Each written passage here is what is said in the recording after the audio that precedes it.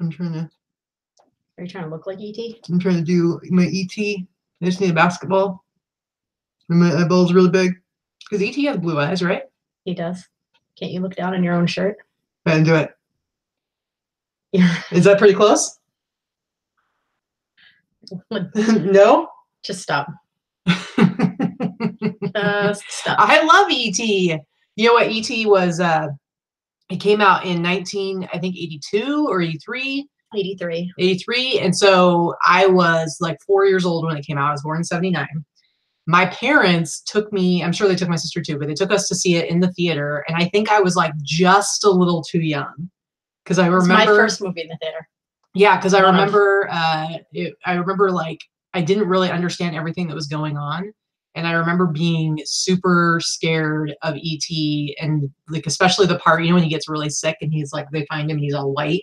Yep. And then they have him like in that, like big spoiler alert in case you haven't seen E.T. Sorry. In case you haven't seen this movie that's over 30 years old, I apologize for spoiling E.T. Anyway, is it really a spoiler to say he gets sick? Sorry, guys. I didn't want to ruin the movie for you. Anyway, it was really scary. And so for years after that, so there's probably like a good 5 or so plus years before I saw it again. And so for years after that, I would go outside. We had a wood stove and we'd have wood out in the back, like a wood pile. And one of our chores was we'd take turns every other day bringing in the wood to go in the wood stove to heat the house. And I don't know if you're aware of this, but I have a bit of an issue with procrastination. I'm shocked. And so I would put off getting the wood on my day to get wood, and then it would be dark, and I'd have to go out to the wood pile in the dark, and I was convinced that E.T. was going to jump out and get me. So I was really scared. And then I saw E.T. again a few years later, and I realized, like, oh, E.T.'s super cool. So I was in 2nd grade, and if it wasn't the first movie I saw in the theater, it was darn close, because my parents were super cheap, and for us to go to a movie was, like, huge. I don't know why. We weren't especially poor or anything. My dad's a chemist. My mother's a nurse. We were fine, but he's super cheap. So we actually went and saw that in the movie theater, and I remember vividly that movie because I bawled my eyes out when E.T. was sick. I was crying through the whole movie. Crybaby. So I am a crybaby. Crybaby baby pants. Mm-hmm. That's me. Hey everybody! So it's Wednesday, which means it's Boss Up and List Day. Mm-hmm. And if you don't know what Boss Up and List is, it is the all-day virtual listing party that we host in the Boss Facebook group. So if you're not in the Boss Facebook group, you totally should be. So every Wednesday, first thing after I wake up, I come and I do a post for the Boss Up and List Day. And I, encourage everybody to like set their goals for the day of like how many listings they want to do. Mm-hmm. And yeah, we're all listing every day, hopefully. But Wednesday is just kind of like the day where it's like, okay, today down to business. I'm going to get down to business. I'm going to do X number of listings. And then you check in throughout the day. And then at 11 a.m. Pacific Standard Time right now, we do our live show. It's kind of like a chance to take a break. Mm-hmm. And so welcome everybody. I saw somebody say, hey, from Oregon. I don't know if I've seen them before. Let me go back because I'm from Oregon, guys. Vintage Violet. Have we seen Vintage Violet before? Yes, I've seen that name. Sorry, before. I'm horrible. Anyway, speaking of horrible, Hip Flippin' Mama was overcharged. She was charged 83 times for one shipping label. Yeah, so she's dealing with that mess right now. You're like, oh, I'm just going to buy this first class label for $3.34. And then all of a sudden she gets like a notification, or I guess she got 83 notifications that she'd been charged 83 times. But they are... PayPal is refunding her. I don't know if she's gotten that money back yet, but that's we've got somebody who said ridiculous. Love you guys. Used your tips and got my first sale in 4 days. Woo! Yay! Is it Sachiku 2024? I don't know. There's too many consonants I can't see from here. Yeah, sorry. Thrifting Nomads in the house. I don't know if that's Will or Jenny, or maybe it's both. I don't know, but good to see you guys. Jenny. Good to see you guys. Orlando. We've got some people in hot Florida checking in earlier. So woo woo! Lori loves the Boss Facebook group. She says never afraid to help others or to ask questions. Everyone helps each other. That's kind of the point. That's kind of the point. Yep. We wanted it to be a positive environment. By no means do I know everything, nor does Katie know everything. Teresa might know everything. She's darn close. If she doesn't, she's, she may know everything. Yeah, and Carrie Berry's mom says, thank you for the pirate ship tip. So yeah, for doing your cubic priority shipping and stuff. Yep. Yeah, and I like Fit Shipper personally, but I do understand that it costs $5 a month. But I like the way it's set up. But everybody's got their own thing they like. Ooh, Treasure Hustler's not too far, 4.5 hours away. That's not that close, but you know. Yeah, You're in Arizona, California, Utah. Where are you? Yeah. I was gonna say something. Yeah, Hip Flippin' Mom is still on the phone with the old PayPal. But at least while you're on hold, you can like hang out and watch the show and participate. Or listen to the really bad hold music. There's that too. Yeah. I don't know. I'm kind of a hold music connoisseur. I like the ones that are real jazzy that you can dance to. You know? Like jazz music. Elevator music. It gets bad when it makes you feel really old when the music, like, I don't know, they decide to put Bon Jovi or Motley Crue or Def Leppard into music. And you hear it on an elevator. Or the oldies station, one of the two. Yeah. So both jazzy. Are bad. So jazzy. I know I was going to talk about the Boss Facebook group. You know, what the whole thing about the Boss Facebook group and the whole idea of like boss up is kind of it's this philosophy of taking control of your own success, your own destiny, your own, like how you're moving forward. And it's just realizing and recognizing that the majority of things happening around you are within your control. And then once you realize that, then you can start taking steps to improve things. And so whether it's your sales or anything or stuff in your business or in your personal life, there's usually things you can do to improve. Now, with that said, of course, there's things out of your control. If there's issues with eBay or Etsy or Poshmark, like every site has their issues. Amazon, what was it, Prime Day that they like totally crashed.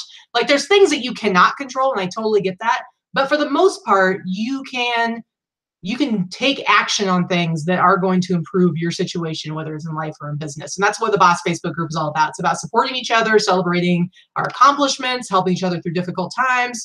But generally, it's like, it's not really a place to just, you know, complain about things that are, you know, going wrong. It's more like addressing things that are going wrong and coming up with solutions of what you can do to hopefully move forward. We don't have a problem when people come in and say, okay, this is what's happening. I have this issue. Blah, blah, blah. How do I fix it? Or what do I do next? There's no problem with that. We really do not edit the posts. We actually don't edit or delete posts in the Boss Facebook group. We have, unless it's like spam. Yeah. Every once in a while, someone will get in through the radar and it's like, you know, a spam account, a fake bot account trying to spam something. Yes. Those get deleted. But, you know, you don't have to approve a post before you put it in there. I mean, some people have been nice and asked it before they can put everything. We basically just we don't want you to solicit for your own business or any other type of business. And that's pretty much it. Everybody be nice to each other. And if you're going to bash eBay, do it from a business standpoint. You don't necessarily have to bash. You can say, this is my issue that I'm having. What should I do to fix it? Or how do I fix it? Or I'm having this issue. Is anyone else having this issue too? There's different ways to address it without it just being negative Nancy and complaining and whining all the time, because there are plenty of Facebook groups that do enough of that. And I don't think that it's necessary because it's not productive for anybody. Yeah. So what we're really looking what we're really looking for is, you know, if you do have a problem, coming at it from a position of trying to figure it out. Like, what can I do? As opposed to just laying out, here's something horrible that's happened. Because it's like, and that's the way it should be in everything that you do. You should be looking for, how can you make it better? How can you improve it? What are the solutions that? Because don't we all have people in our lives that just complain relentlessly about their life, about this, that? They complain about their spouse, their job, the car, the heat, their kids, whatever. Somebody's always, everybody knows somebody like this. In fact, I'm sure you know several people like this, but they're the same exact people that just complain, that don't do anything to change it. And that is the most frustrating thing in the world to me. So, well, what's that as human beings, that drives me crazy. What's that whole quote that like ends in like it's like the definition of insanity is basically trying the same thing over and over and over again and expecting different results. Yeah. And so it's like, if you're always, you know, frustrated and complaining about your sales, for instance, but you're not increasing your listings, you're not making any changes to your store, you're not looking inwardly at how you are running your business for solutions, but you're like magically just expecting that things are going to change, like that, it doesn't make any sense. So, yeah, exactly. Yeah. Anyway, so we've got a couple questions in there. Well, let's before we get into questions, So we were going to be doing a live store review today. So I just wanted to address that. We've done a few of them in the past. We've had a lot of fun with them. And so we were going to do one today. We ended up having a problem. There was some miscommunication. We ended up not having the information for the store that we needed in order to do like an in-depth review. You know how like you get like the name wrong or something like that, and it's like can't figure it out. Whatever. Anyway, so we're going to do that next week. So we're not doing a live store review today, which is a little bit of a bummer because I love doing them. I think they're really helpful for everybody. So we're going to do that next week. So today we're kind of focusing on just doing like kind of a listing Q&A, since this is all about listing and getting stuff done. Oh, Sarah, no worries. Sarah's in the chat. She says, sorry for her script. You know what? Whatever. It was on both sides. Just a miscommunication. We didn't have the right store name to look up her store. We tried a couple different variations and it wasn't working. Yeah. So we weren't able to, we need a little bit of time to review the store before we do the live review so that we actually have tips to talk about, right? But we didn't realize till first thing this morning that we didn't have the right. So it's like, we should have, I guess, checked that right away. And then we would have known, because generally what we do in a store review is like, we get up in the morning, we spend like a couple hours like going over it and everything. And when we realized we didn't have the right one, we were just kind of stuck. So totally just a mix up on both sides. So it's totally fine. We'll do that next week. Anyway, what else was I going to say? Oh, I wanted to talk about our sponsor, because I always forget to talk about it, or at least a lot of times, right? Oh no. Did you guys even know we actually have a sponsor? We have a sponsor. It's our one and only sponsor. I'm working on some sponsors for the other shows, but Boss Up and List has a sponsor. I'm going to go ahead and share my screen because I want to show you guys what's up. As I'm sure you've heard me talk before about this. Our sponsor is Sizely. Now, Sizely has been around for a couple of years. I've been using them for almost the entire time that I've been listing clothing on eBay, which is all I do now. So I use Sizely every single day, multiple times a day. Earlier this year, they went from a free site to a paid site, but I was super excited about that because they actually added like a whole bunch more templates. Like originally they only had like a handful. It was enough for me to do my work for free, but they added like all these accounts. Let me see if I can get into my page. So I have a pro account. It's over 100 different templates. This is a great way for you to be able to show exactly how you are doing your measurements. So, and you can add things to your favorites. So I have like the few templates that I work with a lot, especially like t-shirts, and you're able to like display both your inches and your centimeters. I'll show you real quick just how it looks. See how there's all these different options to measure. You actually don't have to use all of them. For t-shirts, I only use my length and chest. And so let's go ahead and just show you real quick. So I'm putting in inches. You can see up here, you can choose to input inches or centimeters if you're, let's say you are not in America, since we're pretty much the only ones who use inches.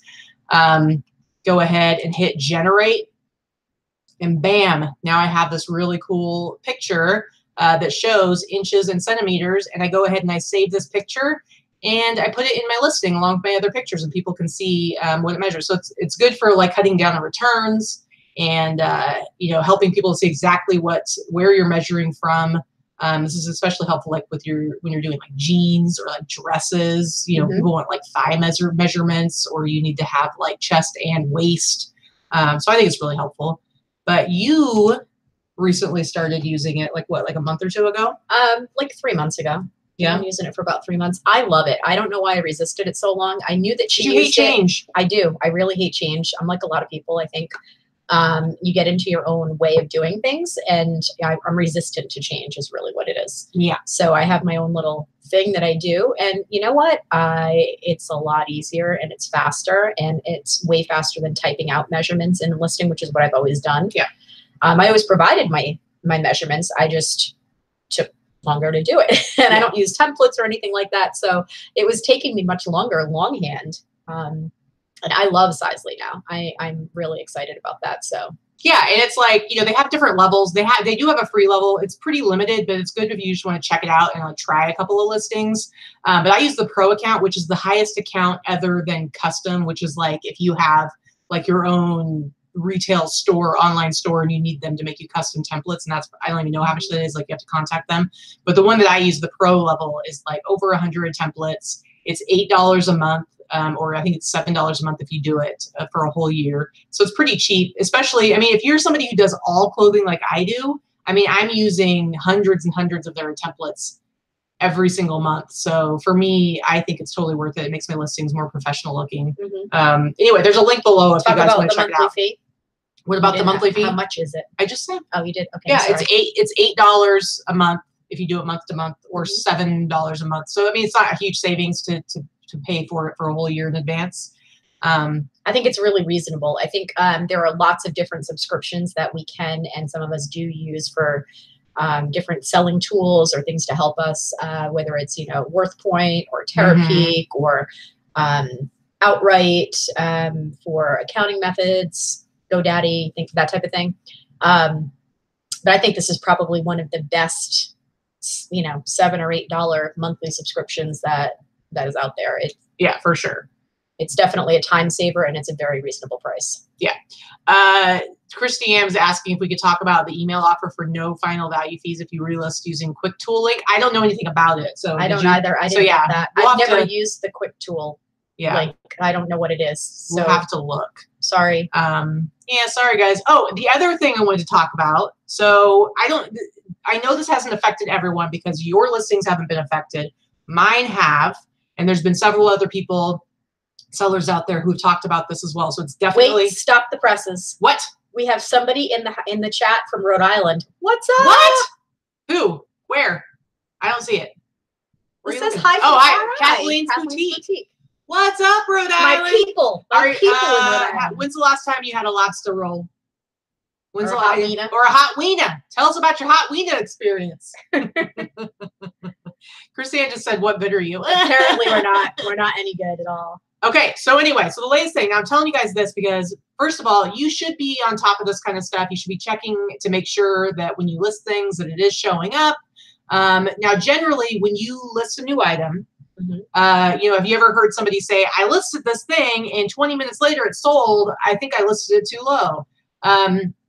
So generally, when you list something, relatively quickly it shows up in the search. Somebody is able to find it.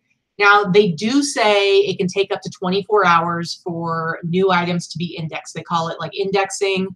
And so they do say, like, sometimes there can be a delay. They say up to 24 hours. But as we all know, generally that's not the case. And it's really unusual for it to happen where it takes hours and hours for something to show up. So what happened is yesterday I was listing all day. And I think I saw somebody, yeah, I think I saw somebody had mentioned, I think I saw Dorothy had mentioned, like, hey, has anyone had any problems with listings showing up in the search after 2 o'clock Pacific Standard Time?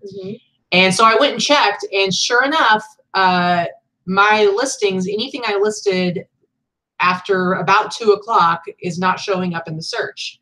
Now, it hasn't been 24 hours yet. At this point, the earliest one, it's been about, I think, 19, 20 hours, about 20, 21 hours. So still technically within the 24-hour period, but people have been calling in. Word is there have been, you know, this is an issue. They don't know exactly why it's happened, but they are working on it. Let me show you really quick how to look and see if it's happening with yours, because you want to know. So these are my newest listings that I have. You know, it's all my listings, but I have it sorted by start date. And so you can see my last one I listed was at 10:37 p.m. But if you go back, let me see. Actually, let me show you real quick. I'll show you real quick what the deal is. So if I look at, I'm going to go to my kind of profile. So I'm going to open this link in a new tab. So basically, anybody that clicks on my name, it's going to take them to this page, and it's going to show right here, items for sale. Right? And so I'm going to click on this number right here. This is my store. You're not sharing a screen. Oh, I'm sorry. Sorry, guys. Let me show the screen real quick. Okay, so take 2. So this is my listings page. This is all my active listings sorted by start date. What I did was I'm clicking on my name. I'm going to open this link in a new tab. And this just takes you to my username, like my profile. This isn't actually my store. But you can see here it says items for sale, 1702. So I'm going to click on that link. So this is where you can see all of my, now this number is a little bit different because it is like I have some multiples and stuff like that, but mostly not. And I'm going to go ahead and sort this by newly listed. So this should show it from the newest. Ooh, have a couple of them shown up? Mm-hmm. A couple of them have, but watch this. Like if I refresh it a few times, notice that it changes a little bit. So I don't know what the deal is there. So some of them are showing up. It's still not showing up all of them. Yeah, it's really weird. And where'd the orange one come from and where'd it go to? Right, see, it keeps disappearing. But whatever. So this page is like a little bit different every time. But if you go back here, the last one that shows up in the search last time I looked were these Reebok shoes. So I'm going to go ahead and copy my whole title. And I'm just going to go to an eBay page. And I'm going to search the whole title here. And now those don't even show up. What? So now those are not even showing up. They were showing up a little while ago. Let's see. Yeah, see, it's like I don't even know, guys. Let's do this next one. Nope, that one's not even showing up. So now less are showing up than were before. So that's awesome. But randomly, like this one was showing up. So let me see if I can do a search on this one.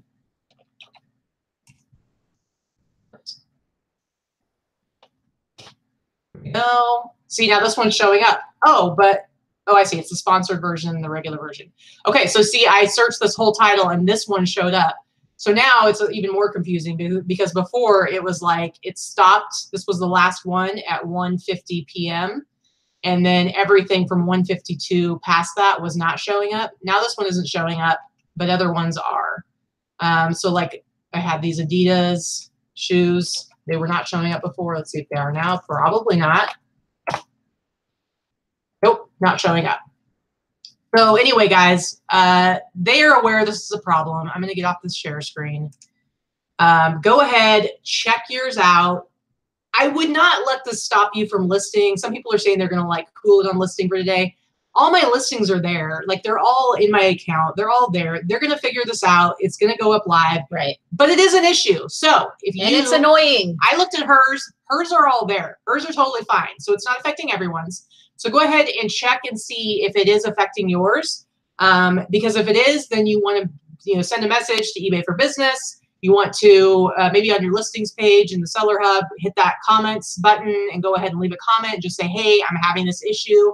Because, the more people they know are actually having that issue, the more of a priority it's going to be. I do assume, though, that they're well aware now that this is a pretty big problem and they are working on it. So it hopefully should be resolved. But check and see if it's affecting your listings and then just keep going back and checking and keeping on top of whether or not it's been resolved.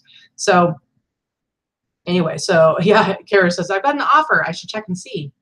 All right, so let's see let's go back. And again, we're going to be doing a listings Q&A. So let's see what some of these questions, since I haven't been watching. I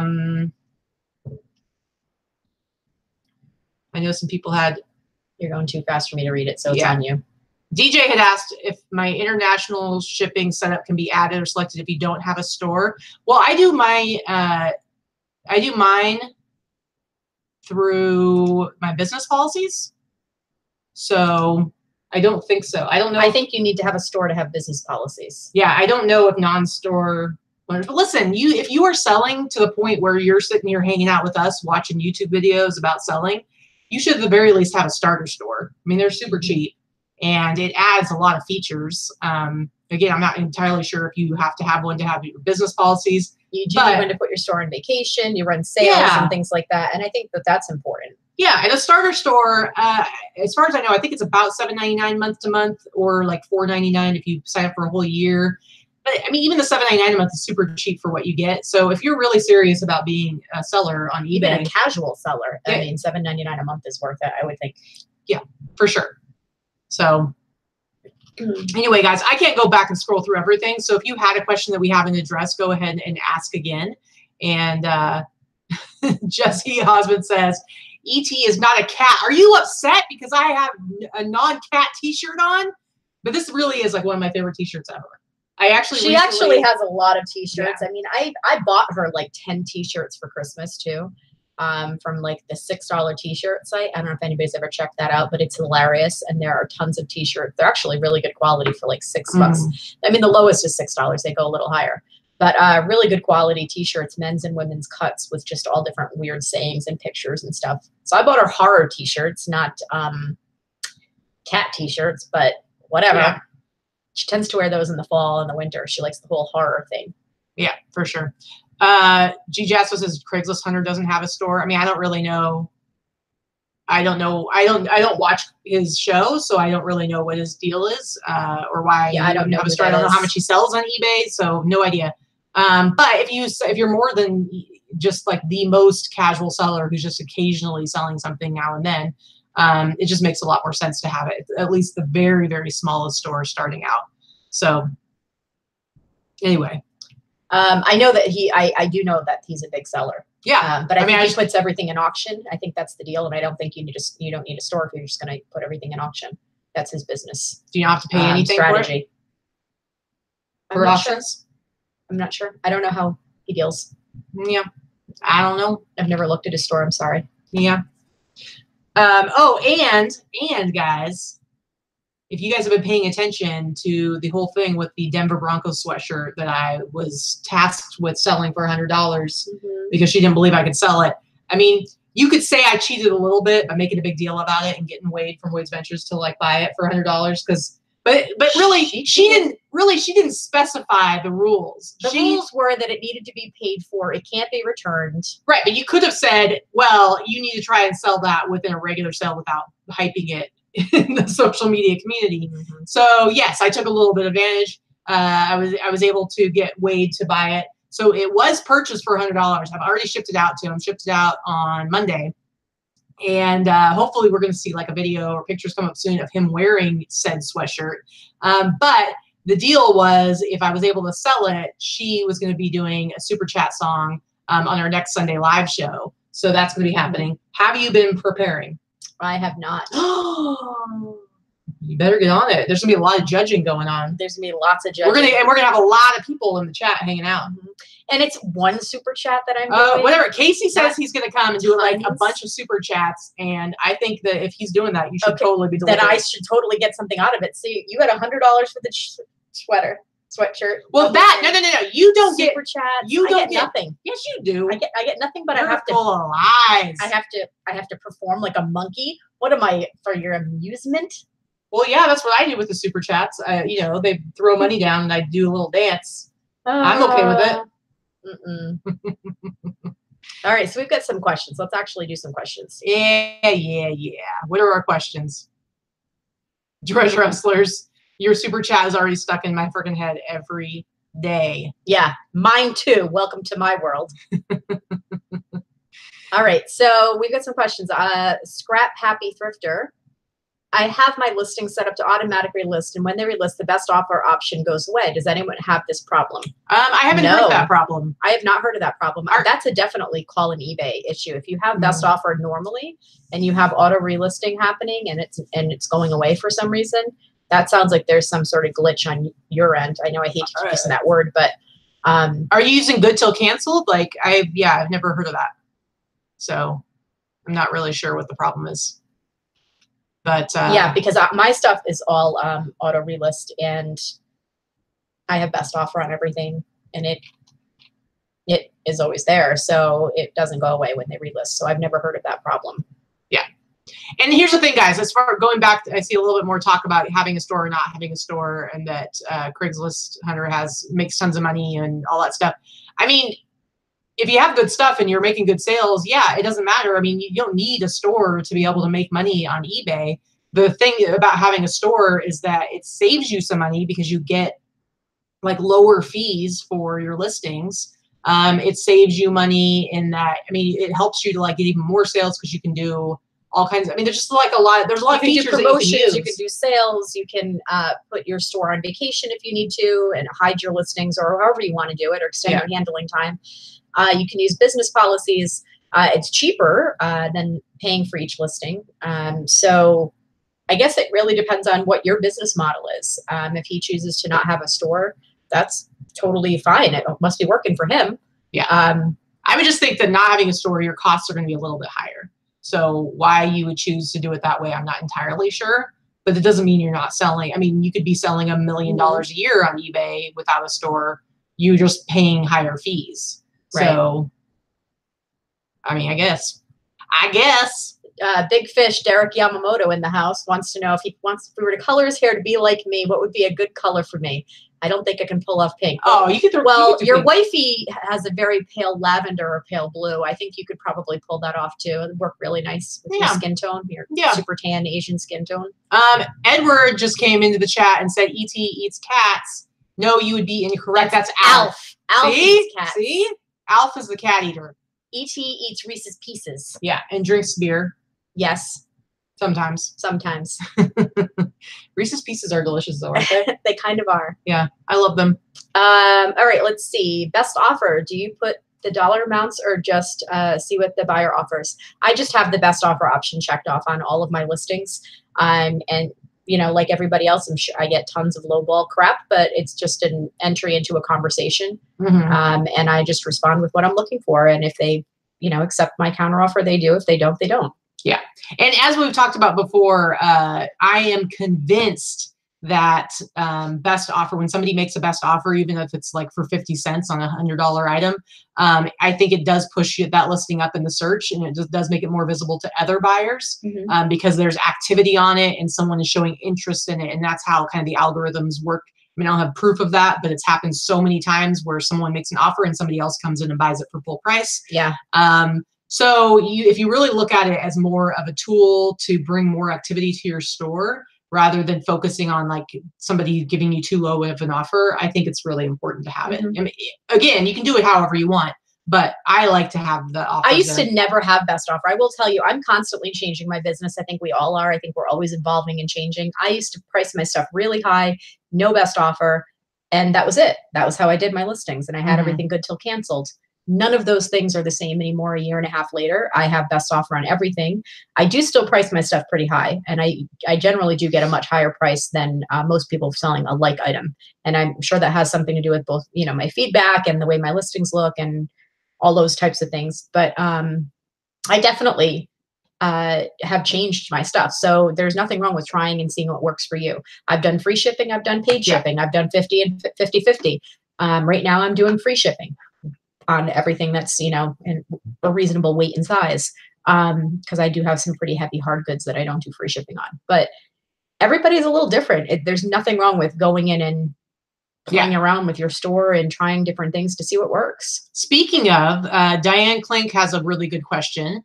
She wants to know, do you take pictures before or after you do the drafting of each listing? So I think this is a good question, and it speaks exactly what you're saying, because everybody has a slightly different way that they do things. I have my way. She does hers differently than me. The way I do it, I go out, I source all my stuff, come home, I've got this pile of stuff. I do sort it by like items. Now, I only do clothing, so that's really easy. I do men's clothing. So basically, I go t-shirts, sweatshirts, jackets.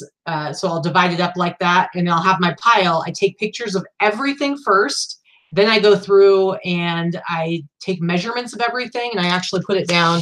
I have a notebook that I use. So you can see this side is all stuff that still needs to be listed. This has like all my scribblies on it because I'm done. So like a t-shirt, I just have like a quick partial title of what it is. You know, I have the size, and then I have the length and the underarm to underarm measurement, where it was made, and then also the weight.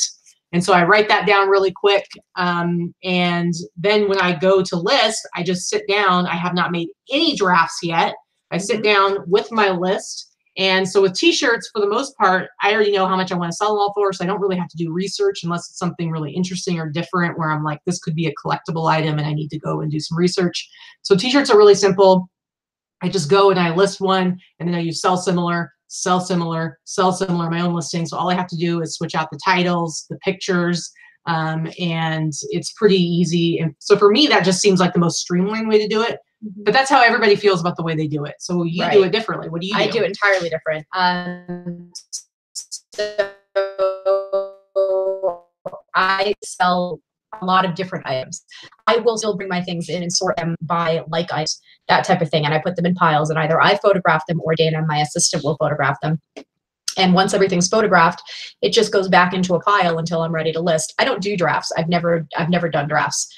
Drafts were not a thing that existed when I started selling on eBay. So much like that quick listing tool. So I don't feel a reason to change how I've already do things. I know drafts work really well for a lot of people. I also don't list using my phone. So I use my desktop. I have my pictures are automatically uploaded onto my computer from either my phone or my camera, depending on who uses what. If we use the camera, I just, attach my little USB and they upload in about 3 minutes. But I don't edit my photos. I use the brightener tool sometimes on the eBay photo app, but very rarely do I even use that. So I just take everything and I list. I take a pile and I just list. I list in the order of my photos, how the photos were taken, and that's it. I don't do drafts. Yeah, and for me, it's like I just have and I do the listing start to finish. So I open up and list a new item and start everything. I have the item in my hands. I take my measurements. I put and then I list it and launch it live. And I know for me, the way my brain operates when I'm doing any job I've ever been in or any project I'm ever doing, if I'm doing like the same things over and over and over again, I always at some point come up with like kind of, a flow that I like, and I like it to be exactly the same every single time. So I'm doing all of this first and all of this next and then all of this and then all of this. And for me, that just really works. Now I know there's other people who they'll be outsourcing, and let's say you find a vintage pair of roller skates and they like look it up in their phone. And then they right there, they do, because they've already kind of done their research, they do sell similar and they create a draft. Florida does that. And they already have done that. And so they have all these drafts. Then they go take pictures, they plug those in, and then they do. And so to me, it seems it just goes against scattered. like it's too scattered for me. But that works for other people. And it is to a certain degree, it's like if something like that works for you, it might be faster because it's like you're taking care of it right there, So whatever. Yeah, I prefer to have a lot of people like to use their phone too to list, and I don't. I think it's very cumbersome. I don't like having to upload one photo at a time, all that kind of stuff. So I prefer to do everything on my desktop, which is my laptop that I have set up as a desktop, and that's it. I mean, everybody's a little bit different. Yeah, and because I take all my pictures with my phone. I have an Android phone. I have it set up to automatically sync to Google Photos, and so because of my process, my pictures automatically are in the cloud and they're in the same order as my measurements, because then I go through and do it. So when I'm actually doing it, it's like I have my pictures over here and I have my book right here and everything's in the same order. I no longer have to even be at home. I just have to have like my, I can have my little Chromebook and I can work on it anywhere. Like we're going to be going out of town, I'll take my notebook with me and I'll be able to do like a couple listings every night or whatever. Because I don't have to be at home to. Which works. I've done it her way as well. The only reason I don't do it that way more often is because I'm not always the one taking the photos. So when the photos are taken by Dana and she finishes them and puts them in a pile in my office, then it would take more time for me to take them out and measure and then put back, you know what I mean? So when I've done it myself, when I've done the whole thing start to finish with photos, I've done the measurement thing like Katie does and written it down. And it's actually much faster. It's just not, with having someone help me sometimes, it's not as efficient every time. Yeah. And I know, so for some people, it's like, I see people talking about doing it in batches. For some people that works better, especially if like you have a hard time staying focused on doing the same, or you get bored doing the same thing forever. So like for me, I like to spend like an entire day doing photos, and I'll make sure I list like a couple of items just so I'm staying active on eBay, but I'll spend like a whole day, like just recently I did the most ever, like 100 items in one day. There's like a couple hours the night before. And then I have for the whole week, I can do my listing. But for some people, it might help them not burn out if they do like the 10 items at a time. Like, here's my bucket. I'm going to take pictures of 10 items and I'm going to list those 10 items and then I'm going to go on to the next 10 items. And I get that, that might help you to get more done over time. Yeah. I mean, it really depends on, find a rhythm that works for you and stick to it. Yeah. Oh, and Sarah says that she loves the voice dictation feature on the iPhone because she types as fast as a potted plant, really speeds up her drafting and listing time. So that's cool. I mean, yeah, everybody does things differently. Somebody asked a question. Christiane had a good question. She wants to know, and she says she knows that this varies greatly, but how much time do we think that we invest in each item from start to finish, from sourcing the item to shipping? Give me the easiest to the most difficult. Well, I can start with the easiest and you can go to the most difficult because you obviously do a lot more difficult stuff. So part of me doing men's clothing, I like having a niche market, but I also, like my whole like no pants thing and no hard goods has a lot to do with like the ease and the time spent doing them, even though I know some of them can make a lot of money. So like t-shirts, one thing I like about t-shirts is there's plenty of them out there. I have fun. I think it's fun to find cool vintage t-shirts. It's really easy. Like we have 6 savers here. Every savers has minimum 3 rows of just t-shirts. Some of them have 4. So there's tons to choose from. So I'm always able to find good stuff. This last week, I think I took pictures and measurements and everything of like 65 t-shirts. They're cheap. They're quick to buy. And then when I get them home, they're quick to take pictures. It's like I need a front, back. Sometimes I'll take a picture. If it's single stitch, I'll take a picture of that. And then the tag. So really quick on pictures. Super quick on measurements because I'm only doing the length and then across the chest because who cares how long the sleeves are. And then listing, like I said, I can get into a groove where I'm just sell similar because I know I've been doing it long enough that I know what stuff's worth and what I can list at. I don't need to research it. And then when it comes down to shipping it, it's like I throw it in a poly bag and I'm done. So yeah, really, what am I spending more than 20 minutes total from beginning to end on each item? I don't think so. And you steam every single t-shirt. I do. That's one thing I do need to do is I have this hand steamer. And for one thing, it wants to spit water and it leaks. So it like just about burns my hand every time. Secondly, it like intermittently turns on. So doing one shirt takes way longer than it should. I need to get one of those standing ones that. You need a new steamer is what you're saying? Yeah, I'm going to get one that's probably, there's some that are like a little under $100 that look like they're really good. That will speed up my process a lot. But anyway, why don't you talk about? My process is a little different than yours. So because I buy everything, I definitely take a lot longer to source than she does. Like I can spend 2 hours easily in a Savers and walk out with a full cart every time, where she can be in and out in 20 minutes. So, photos are just a couple of minutes. The hardest part with photos really depends on what you're selling. If it's a dress or if it's, dressing the mannequin takes time, taking the arms off, putting the arms back on. It's a pain in the nuts. I don't use any arms. It works.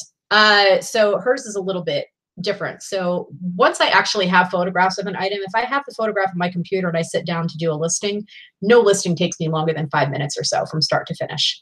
If I'm just plugging in photos and I don't use templates, so I rewrite or I just type everything. I'm a fast typer. It actually is faster for me to type up a brand new listing than it is for me to find a template and copy and paste and change a couple of things. It takes me longer to do that than it does for me to just hit new listing and just start, from there. So because of that, it really doesn't take me that long. The longest thing for listing I could probably bang out 50 listings in a day if I really concentrated. It distracts me? Facebook groups, YouTube, if I'm watching TV, if I'm like have TV on in the background, that's the kind of stuff that distracts me and makes me go a lot slower. And you need to find a good balance, but I do think that adds value to the quality of our lives and our jobs. So it's like, you don't want to be doing that too much to the point. I think we're pretty good at shutting that out when we need to get listings done.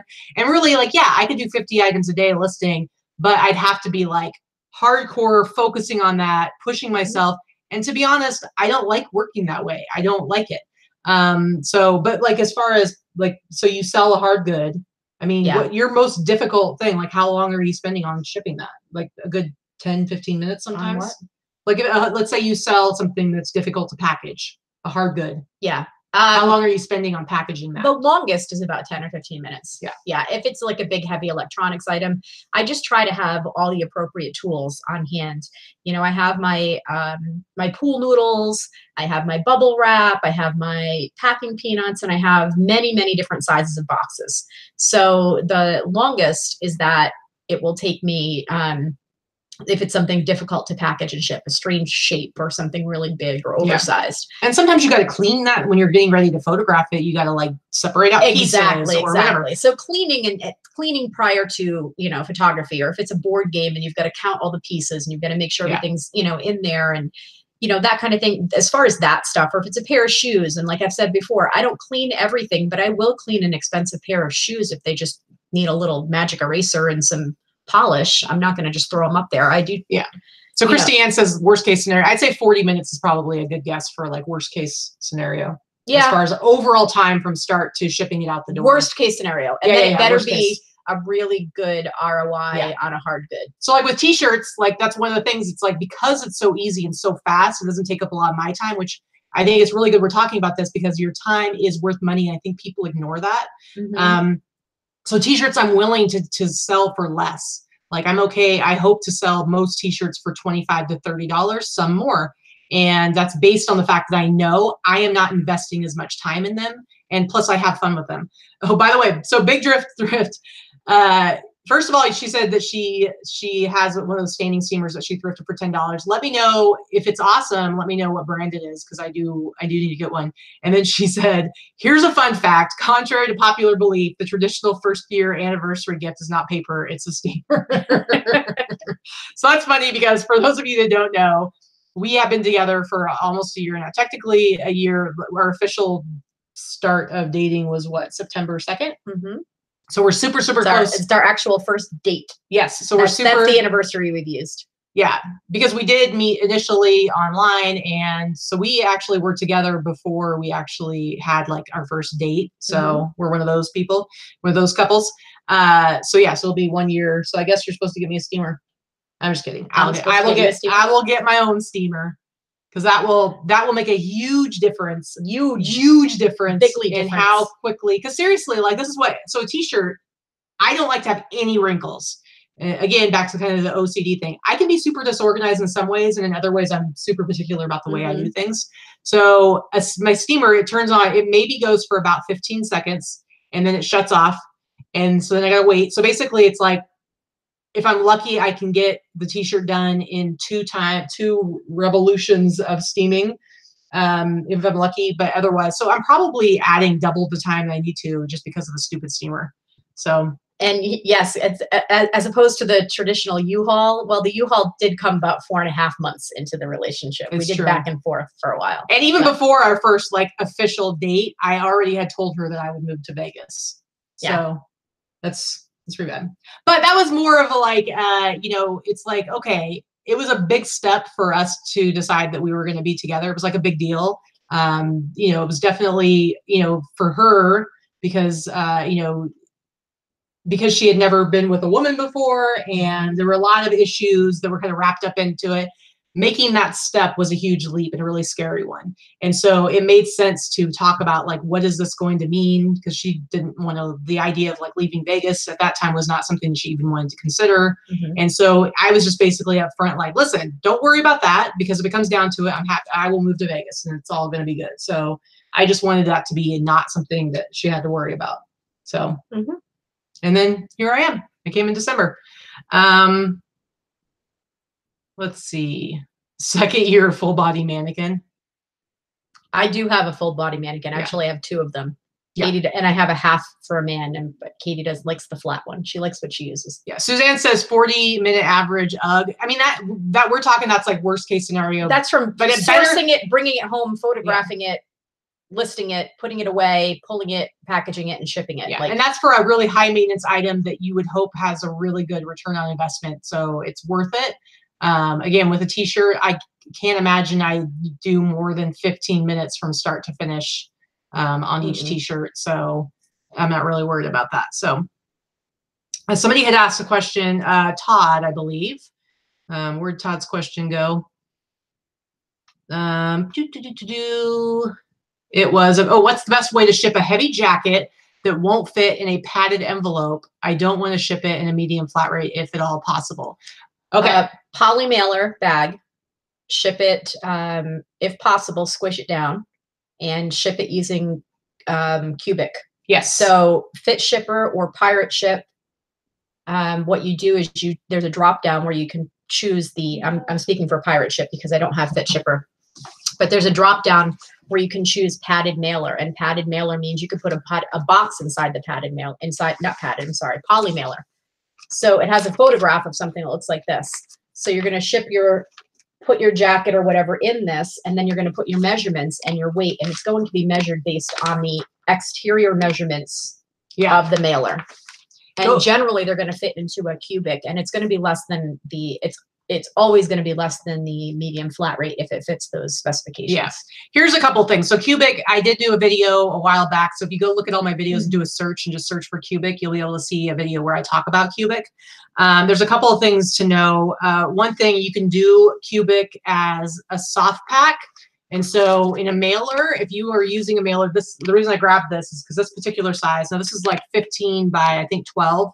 I actually will cut it down to about 14, the 14 by 12. And if you fill this up and fold it over at about the 14-inch mark and you do the soft pack, it's probably going to be, it's actually like a 0.3 tier, and it's going to be around $10 depending on where you're sending it.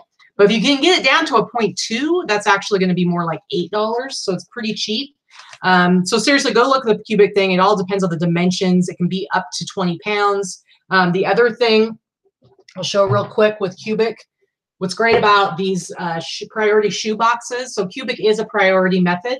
So you can use any of the priority boxes. So these priority shoe boxes, without altering them at all, is actually a 0.4 tier for cubic priority. So this is really nice to be able to look at and be like, okay, I can definitely check on cubic because it can fit in this box. And then if you cut this down, I actually have like I think I have my notes here somewhere. I don't know where I put it. Oh yeah, it's actually right here. I have this because Teresa was asking me a question about this. So if you take this and you, if you take this and you cut this down to 13 inches, which is about right here, that'll bring it down to a 0.3 tier. And then if you actually cut it down to 8.75 inches, that'll bring it down to a 0.2. So I have been able to stuff a jacket into this and make it a 0.2 tier, and then it's around $8 or so.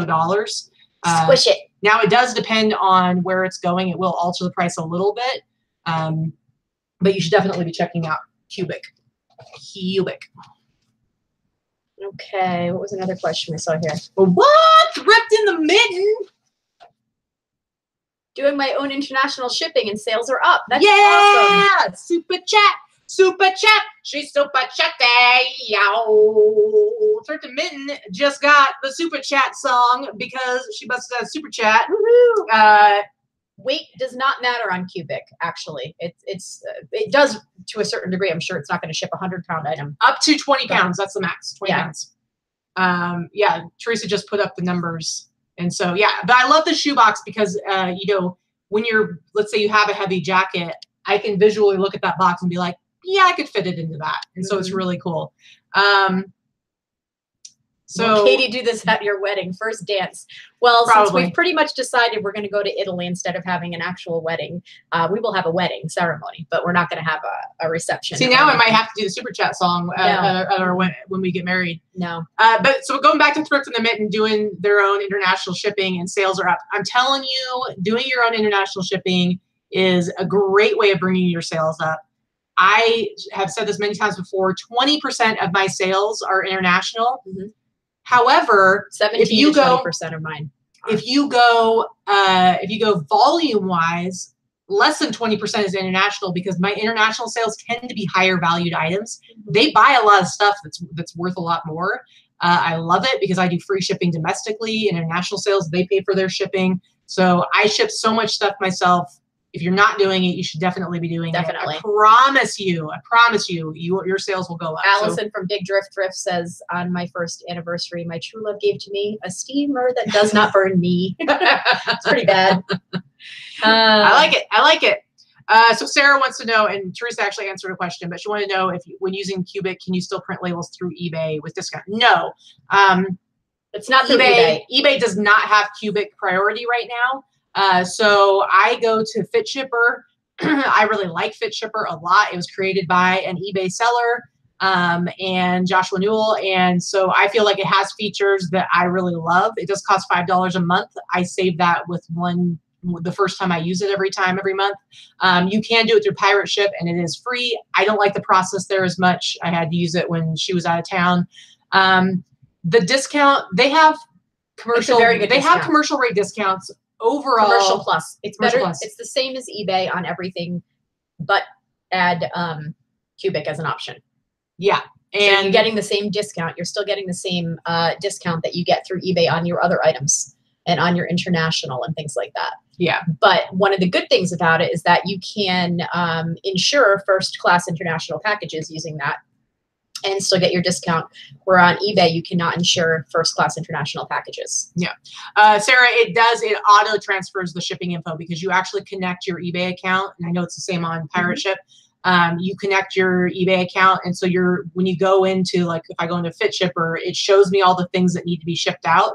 And when I ship it, it does automatically send over. Now, you want to check every time. You want to make sure, because I know there's always times when websites have issues. So you want to make sure it is doing that. You want to make sure it imports correctly too. The international, sometimes, depending, because there's so many different ways that different countries put their zip codes or their postal codes. So you just want to make sure that it's on the appropriate line when it transfers over. But it's definitely the way to do it.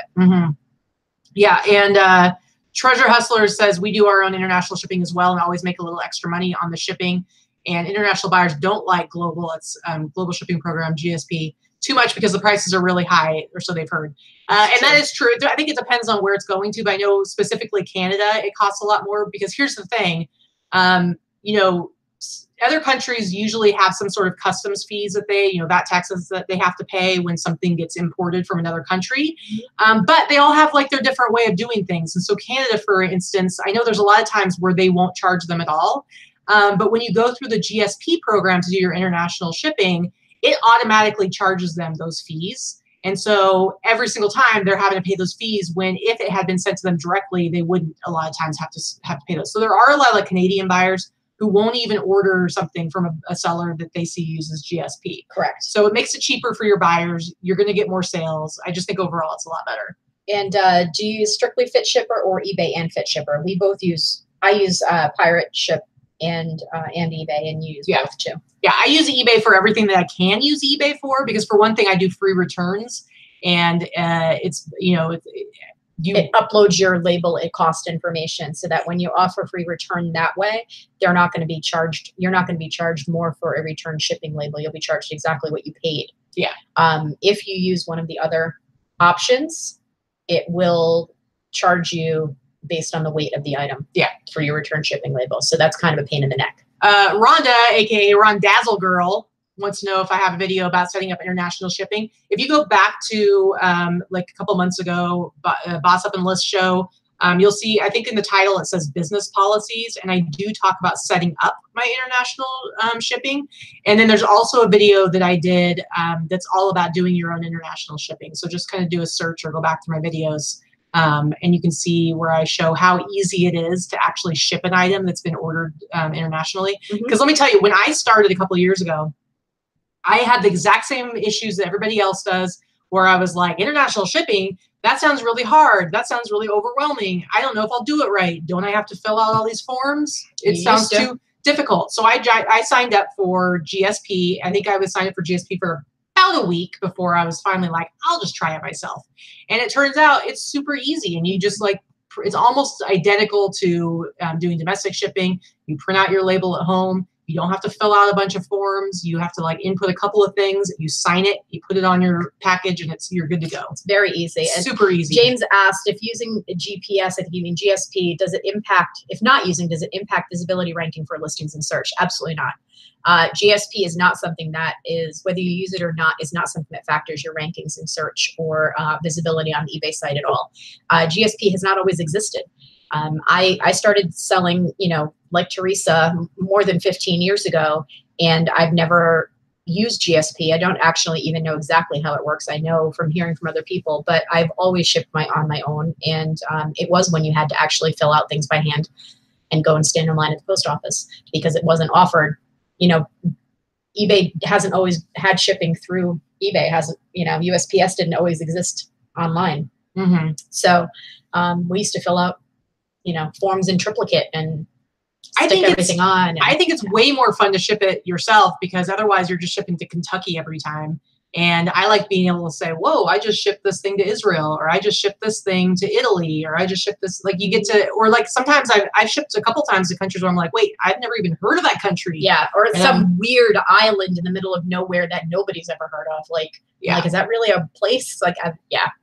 Yeah. See, and Teresa says that she tried it for 6 months and had 0 international sales, and now she's about at 25 to 30% international sales. Now, I did see Emily made a comment about it. The easiest is to do flat rates. I'm going to disagree there. And so I've always done calculated. I know people have different thinking about it. Particularly if you're using business policies, which I understand. So again, go back and find my video where I talk about business policies, because it is kind of a pain to get them set up. It's a little bit crazy. It might make you want to throw yourself off a cliff. But once you get your business policy set up, it is so much easier to do things like changing your handling time and making different adjustments. But when it comes to your shipping policies, using calculated shipping for international makes it much easier, and you're going to have less policies to worry about. Now, if you're doing flat rate, and what that means is like you're just automatically make a different policy for, anything 8 ounces and under, I charge $14.95. Anything 8 ounces up to 2 pounds, I charge $23.95. Anything 2 pounds to 3 pounds, I charge this much. Now, the reason why that doesn't really work very well, business policies, is because you would end up having to have, depending on what you do for domestic and international, you're going to end up with so many more policies. You're going to end up needing like 16 different policies to cover everything. And then Canada is significantly cheaper. Oh, thanks, Teresa, for putting that in there. She found the, thanks. The link. Yeah, and then Canada is significantly cheaper than other countries, and so you have to have a separate one for them, and calculate it automatically decide. Now, I know in the past there's been issues. There have been, I was just going to say that. Like years ago. In the past, years ago, the eBay calculator did not, for calculated shipping did not work well, and it was always off, both on international and domestic. That is no longer the case. The eBay calculated shipping calculator works fine. Yeah. Don't do calculated for domestic. Don't do it for domestic. Do free or whatever for domestic. But I've always used it for international. I've always used calculated shipping. It's never a problem. You can add insurance on first class international items through a couple of different sources, one of them being Fit Shipper or Pirate Ship. You can just do your label through there and you get your discount and you add your insurance that way if you so choose to. If you don't want to add insurance, you don't have to. If you do your shipping right through eBay, anything that is priority mail international, you can add insurance to. It's the first class that eBay doesn't offer insurance on. I tend to self-insure most of my packages. If I'm sending something that is very expensive, then of course I'm going to put insurance on it. To any country, doesn't matter which one. But it's pretty easy to do. It works really well. It's not as complicated as it used to be. It used to be, it's just one of those things, like Emily said, old habits die hard. It's something you just have to keep up with the changes and learn how to do it yourself. It's not, once you've done it, you've set it up one time for calculated, who cares what it says? It shows to them. And if a customer asks you, for some reason, if you have something very heavy and say it's over 4 or 5 pounds and it's going to go to Australia or it's large and their shipping is showing us something exorbitant, they can always contact you. They generally will. And then sometimes you can say, oh, that'll actually fit into a flat rate and it'll be cheaper. There's only a couple of flat rate options to go out of the country. So generally you're not really going to use them because they're very pricey. Yeah. So. And as far as, and I saw, a couple people say like different places that they insure to or maybe use GSP. Here's the thing. You're going to hear a story for every single country, stuff. Oh, I had this experience where something didn't get there, or this happened, or XYZ happened, or blah, blah, blah. Yeah. There's some countries that have postal services that aren't as reliable. There's some countries where you're not going to get delivery confirmation. Totally get that. Mm-hmm. So, but rather than, say, I'm not going to ship to that country, you just have to be smart about it. So for me, I have, over a certain threshold, I am going to insure it, especially if it's going to a country. Somebody mentioned Chile. Chile, I've lost something there before. They're not super reliable. I have as well. I have shipped thousands. I will tell you, in my 15 years of selling on eBay, I have shipped thousands, no exaggeration, thousands of packages to other countries, never having anything like GSP. Can I tell you exactly how many items have been lost? 2. Yeah, 2 items out of thousands of sales. So if you want to complain and be afraid of shipping because you're afraid something's going to get lost, then you are holding your own objection and you are keeping yourself from more sales. Yeah. And if that's what you want to do and you want to live and sell and do your business out from a place of fear, then go for it. But you're only limiting yourself. Yeah. And you got to remember, so yes, you want to take precautions. So you set, I think Teresa, I believe her threshold is like $50. Mine's about that. Mine's about 50 to maybe 75. Mine, it depends on where it's going. So like the UK, I've never had a problem with. They have a really good, the Royal Mail is a really good mail service. If you need to, you can contact them. They'll respond. So I don't worry about it. If it's going to Chile, then yeah, I'm going to insure it, but I'm still going to ship there. And the thing is, because of the discount that we get on shipping, they pay full price for their shipping. Usually I can buy insurance and it's covered within the cost. Actually, I can say three. I lost one to Germany, one to France, and one to Chile. Yeah. That's and so overall, you're going to get way more sales. So just imagine this. Imagine this. You have a brick and mortar store, right? You don't want people to steal stuff. The only way you can guarantee they're not going to steal stuff is if you shut your doors, right? Pretty much. And then you're not going to sell anything. So there's a certain amount when you have a brick and mortar store, there's a certain amount of things you have to worry about shrink. And you will take precautions. Maybe you hire a security guard. Maybe you are like Ross and you have every single employee come up to you and say hi 5 times while you're there. Like you're ripping them off every time. I hate that story. Yeah, but so whatever. So you do things to hopefully keep the shrink down, but you can't eliminate all of it. And so part of it is when you're putting in your description of what the item is in your package, don't be generic.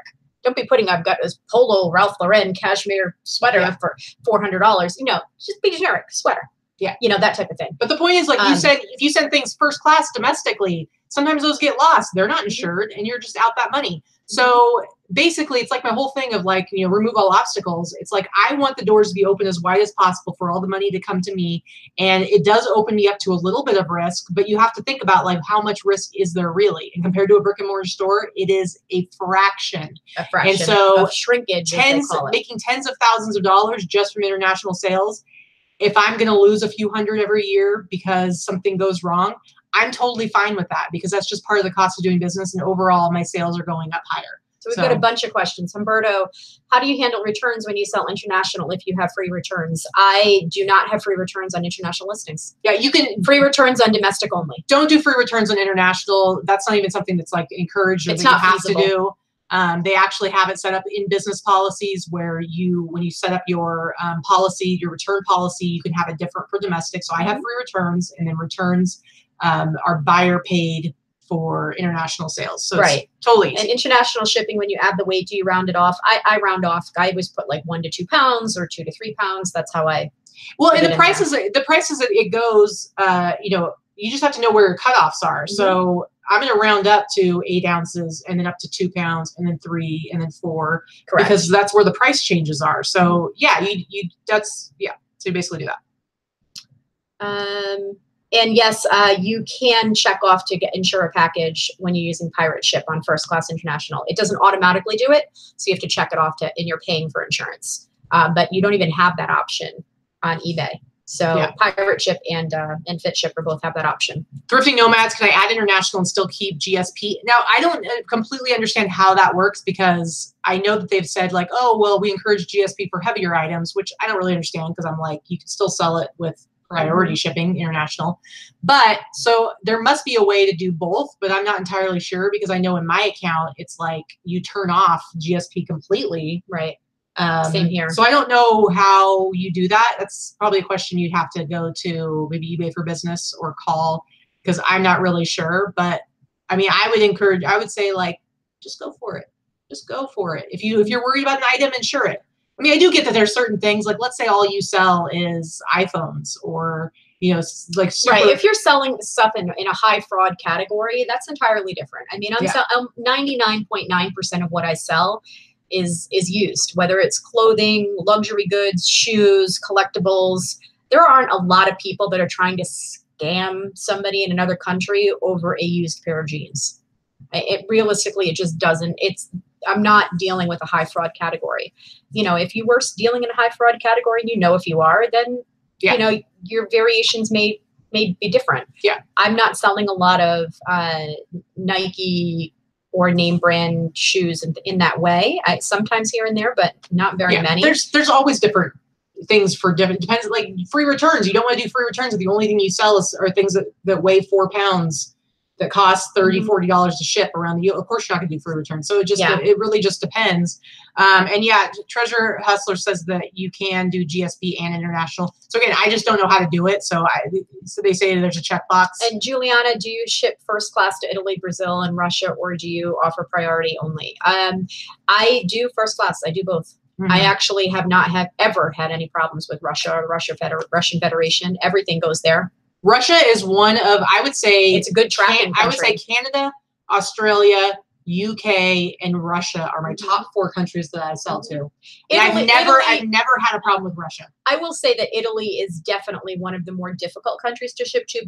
One, based on their restrictions on used items and shoes and wooden toys and things like that. So be careful that you know what your restrictions are and what you can send there. But the other concern with it that I find is that they actually have a horrid, between Chile, Mexico, and Italy, those are probably the 3 worst and most theft-ridden customs areas. And this documentation of that everywhere. Yeah. But as long as you're sending something where you can get tracking on it, just do it. Yeah, for sure. And here's the thing too. So speaking of like, it's not a one size fits all kind of thing. So it depends on what you sell, how much you paid for it. So for us, it's like we're thrifting everything. So for the most part, it's like I paid $1 or $2 for something. So maybe, so it's like, to me, there's no reason to not be doing your own international shipping. And there's no reason to restrict any countries because I'm like, you know what, I'm going to be out $1 or $2 if something happens. But and picking and choosing what you're offering to the countries, because based on the restriction list, is not feasible either. So like the question right there, Trina, what happens if someone buys something that's restricted? You can cancel the sale and choose problem with buyer's address. Yeah. And somebody earlier had said, is there like a list of the things that are restricted?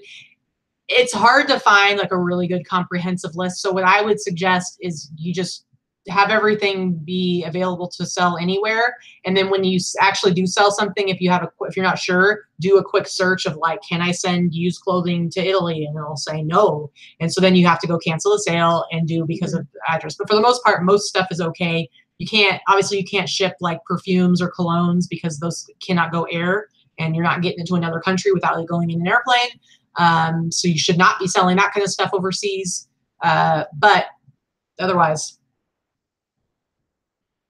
okay, so Emily's saying, I have something going to Mexico thinking I should use a box without eBay logo. I'm going to be honest here. I don't get the whole thing of not having a logo, of taking the logo off a box. If it's being shipped, it's potentially something of value. The fact that it has an eBay logo on it or an Amazon logo on it does not magically increase the value of it or make it more likely to get stolen. So I don't see that doing something like that is going to help you. I mean, if you have, it's like, because basically, if you have a store, you have a high enough level, you're getting free shipping supplies from eBay with logo on it. Otherwise, you're going to have to go buy your packing materials and your packaging and everything, and you're going to have to spend more money on it. And over time, it's going to add up. I just don't buy into the idea that because it's under 4 pounds, you don't want to use a priority box either. So no. But do you think people are going to steal something because it says eBay or Amazon on it? I just don't think about it. I just ship with whatever fit, what about the word eBay is going to make somebody think it's stealing worthy more than any other box? I don't think it does. Yeah. So I wouldn't worry about it. Yeah. So if it's going to Mexico City, not like it's jungle. I mean, insure it if you need to. If it's only going to cost you like $1 to insure it. So yeah.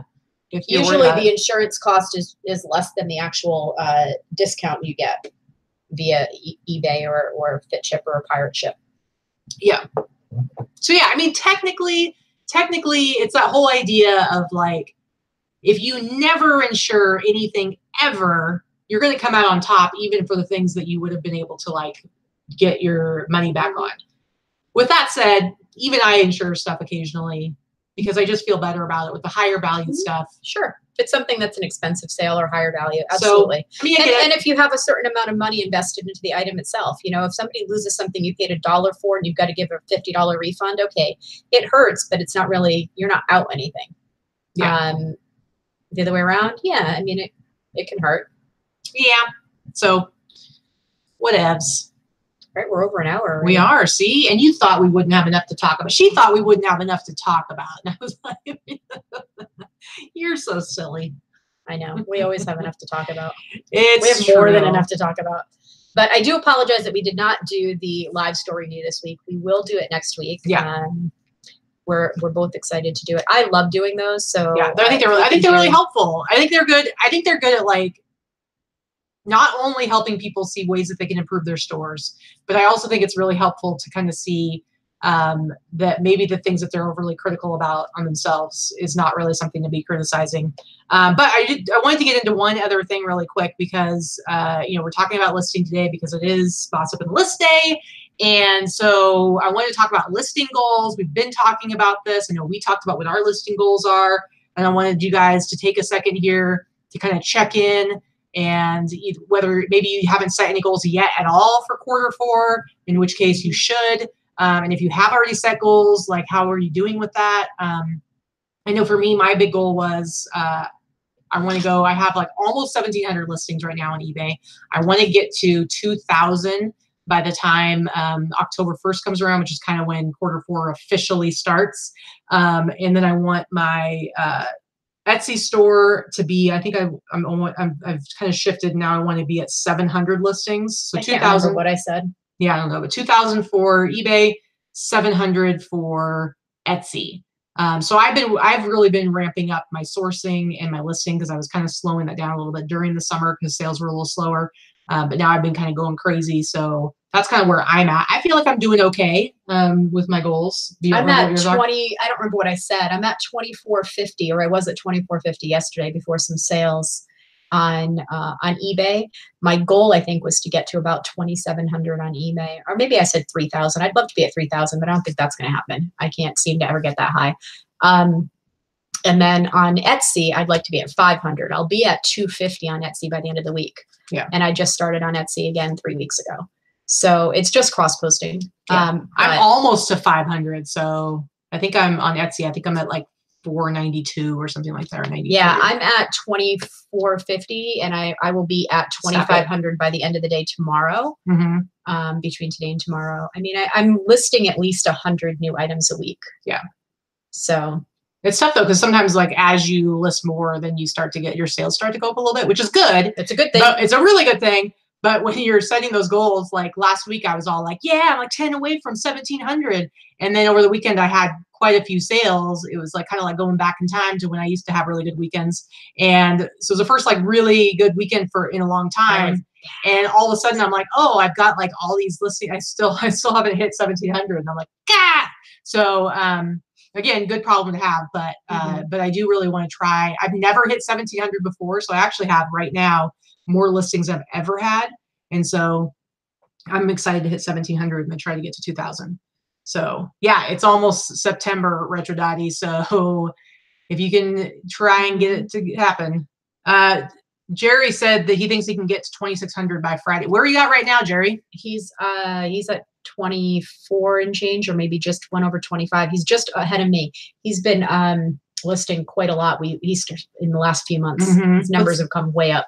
Let's see some of these other goals. DJ says, first time I'm up to 325 listings. Yay, still going. Woo. Leah Martin says, I'm at 1,850 on eBay right now. Goal is 2,200. It's a good goal. Good goal. Allison from Big Drift Thrift is trying to rub it in our faces that she has two more great military parkas and a sweet Harley Davidson 3D emblem crew neck sweater to list because she found those yesterday. They're pretty awesome. We saw the pictures. Let's see who else. Lynn Hudziak says, I'm trying to get to 3,000 by September 1st. I'm at 2,905 right now. Wow, that's ambitious. Nice. All right, so you get a few more days. Crank it out. Crank it out. And then Christy Harris says, I'm almost at 600, but would love to be at 1,000. Working on a project that ends November 6th, so life is crazy. I hear you. The first year that I was about 8 months into working or doing eBay when my first like fourth quarter came around. And I remember it was about October when I hit 1,000 listings. And I feel like that fourth quarter, I did so well and I was super excited. And I didn't have anywhere near as good stuff as I have this year.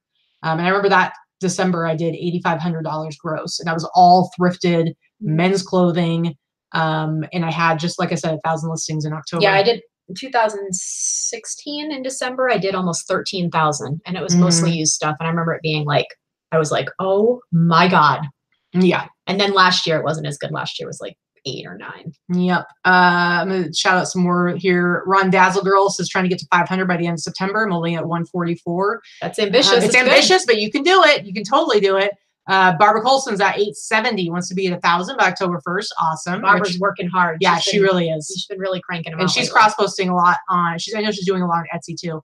Retro Dottie is at 1,200 now, hoping for 1,800 by October. Wow, that's a lot. Very cool. You can do it. These are ambitious. Totally do. It's ambitious, but it can be done if you really stick to it.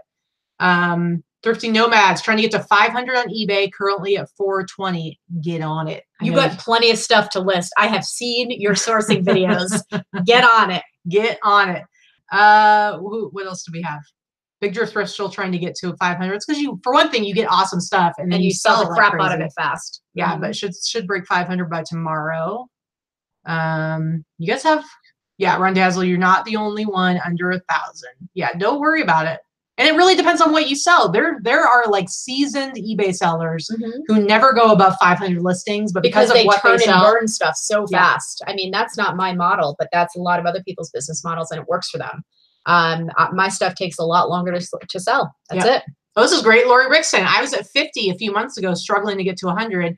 Now, thanks to you both, I'm at 320 and trying to get to 500 as the next goal. That is awesome. That's awesome. Again, guys, if you're not in the Boss Facebook group, like we have this Wednesday show, and Wednesday we do our listing challenge, but I do listing challenges every single day. We do hashtag 2 or 2. And the whole idea behind that is very eBay centric, but you can apply it to any platform. And the idea is that no matter what, you can list at least 2 new items every day. And if you can't even do that, go ahead and like on eBay, end your oldest 2 items. Do sell similar, rework the title, rework the price and description, and list those. And it's just about getting into the habit of every single day, at least doing a little bit. And if you do that little bit and you can do more, awesome. Awesome.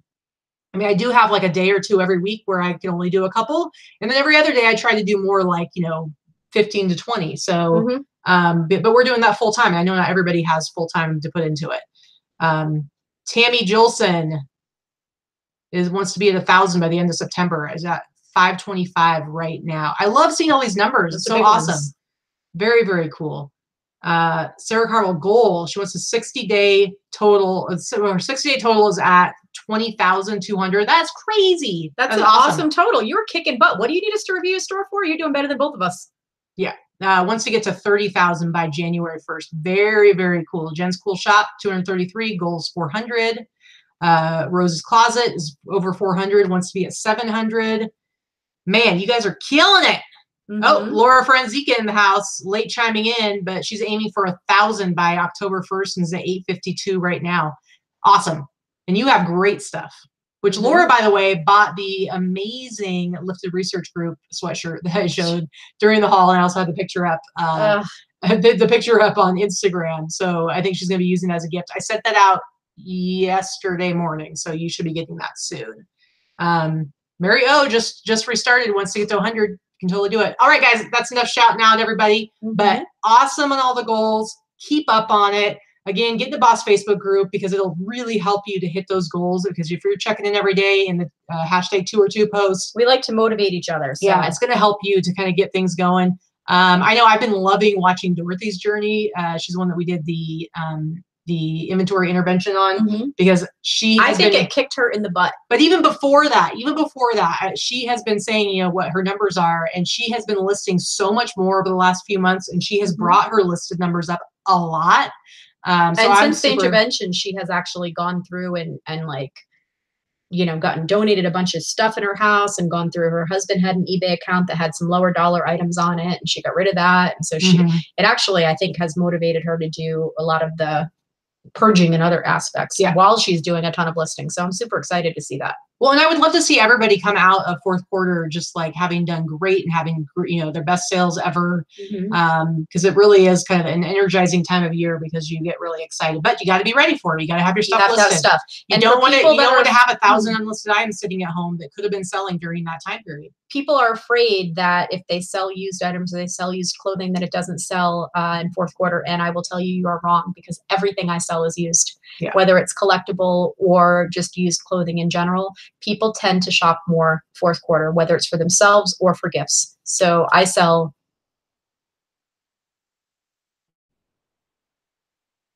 very well with all my used stuff. Yeah.